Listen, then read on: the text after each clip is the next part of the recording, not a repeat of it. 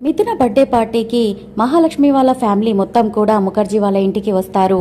సీత కూడా అక్కడికి వచ్చి బాగున్నారా పిన్ని అని ముఖర్జీ వాళ్ళ వైఫ్ని పలకరిస్తుంది. తను కూడా నేను బాగున్నానమ్మా అని అంటుంది. బర్త్డే బేబీ ఇంతకు రెడీ అయిందా అని సీత అడిగేసరికి రెడీ అవుతున్నట్టుంది, నేను వెళ్ళి తీసుకొస్తాను అని ముఖర్జీ తన వైఫ్ అక్కడి నుంచి వెళ్ళిపోతారు. సీతను అక్కడ చూసిన రామ్ చాలా షాక్ అయిపోతాడు.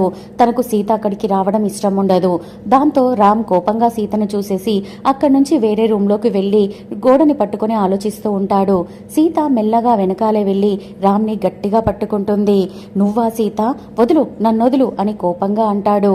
నిన్ను ఇంత గట్టిగా పట్టుకునే అవకాశం నాకు తప్ప ఇంకెవరికుంది మామా, ఇంకెవరు పట్టుకుంటారు అని సీత ప్రేమగా పలకరించబోతూ ఉంటే, ముందు నన్నొదులు, నీకు ఇలా పట్టుకునే అర్హత లేదు, వదిలేయ్ అని గట్టిగా సీత చేతులను దొబ్బేసి సీతని నూకేస్తాడు. ఏమైంది మామా, ఎందుకు ఇలా చేస్తున్నావు అని సీత అడుగుతూ ఉంటే, నువ్వు నా ఎదుట పడకు, నా ముందుకు కూడా రాకు, నీతో నాకు ఏ పని లేదు, నిన్ను నేను ఎప్పటికీ క్షమించను అని రామ్ కోపంగా చెప్తూ ఉంటే సీత చాలా బాధపడిపోతూ ఉంటుంది.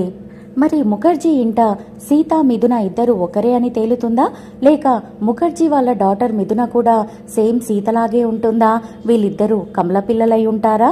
తెలుసుకోవాలి అని అనుకుంటే నా ఛానల్ని సబ్స్క్రైబ్ చేసుకుని పక్కనే ఉన్న బెల్ ఐకాన్ని క్లిక్ చేసి ఆల్ సింబల్ని ప్రెస్ చేయండి. Bye bye friends.